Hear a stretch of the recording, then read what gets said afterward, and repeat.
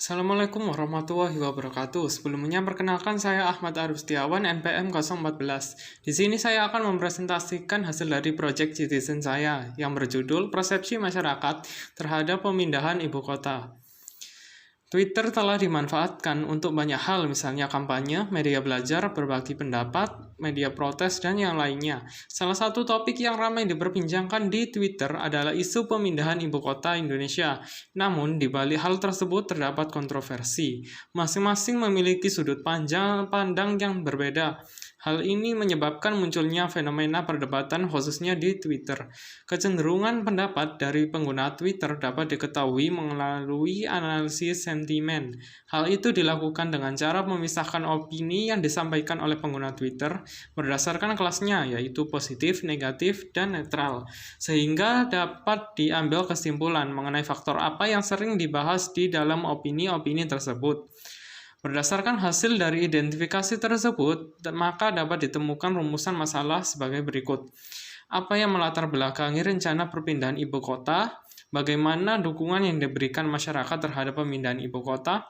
Apa dampak yang ditimbulkan dari pemindahan ibu kota?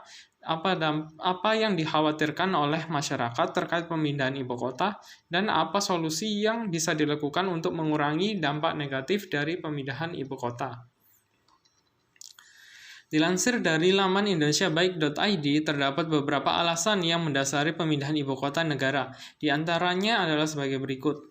Penduduk di Pulau Jawa terlalu padat, khususnya di Jakarta. Kontribusi ekonomi Pulau Jawa terhadap pertumbuhan ekonomi Indonesia atau PDB sangat mendominasi.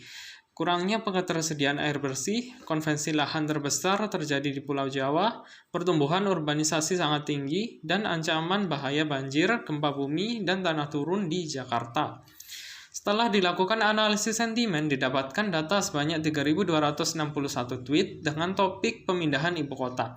Ditemukan tweet positif sebanyak 1.357 tweet, sedangkan tweet negatif sebanyak 235 tweet, dan tweet netral sebanyak 1.669.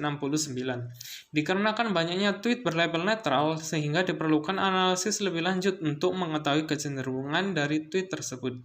Berdasarkan grafik tersebut, didapatkan kesimpulan, yaitu sebagian besar masyarakat telah menyetujui keputusan pemerintah untuk memindahkan ibu kota ke Kalimantan.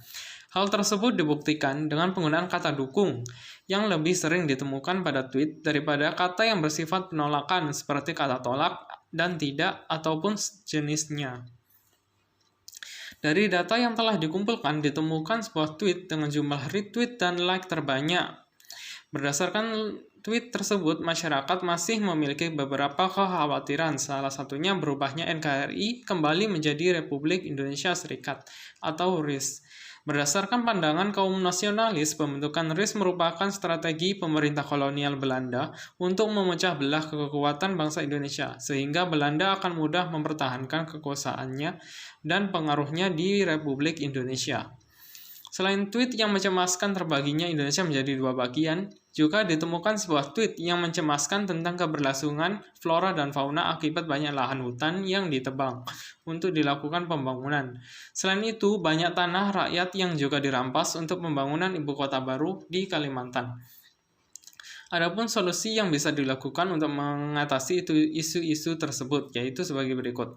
Yang pertama adalah memperkuat rasa persatuan dan kesatuan masyarakat dari berbagai golongan, dengan cara menerapkan nilai-nilai yang terkandung dalam Pancasila pada kehidupan sehari-hari, serta mengadakan sosialisasi tentang pentingnya keutuhan NKRI.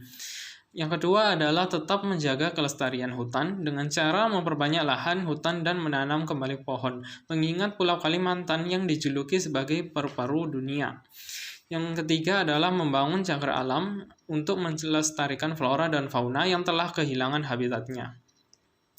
Kebijakan pemindahan ibu kota ke Kalimantan mendapat respon yang positif berdasarkan data yang telah didapatkan. Mereka setuju mengenai kebijakan tersebut dan berpendapat bahwa hal tersebut bertujuan untuk merealisasikan pemerataan di seluruh wilayah Indonesia. Selain itu, pemerintah juga mempunyai visi untuk melakukan pembangunan secara merata dan menghilangkan konsep pembangunan Jawa sentris. Masyarakat berharap mengenai solusi guna meminimalisir dampak negatif dari kebijakan tersebut, yaitu dengan tetap menjaga kelestarian hutan di Kalimantan. Hal itu dikarenakan Kalimantan dijuluki sebagai perparu dunia, sehingga masalah ini menjadi masalah yang perlu diperhatikan. Mungkin itu saja yang dapat saya sampaikan, kurang lebihnya mohon maaf. Wassalamualaikum warahmatullahi wabarakatuh.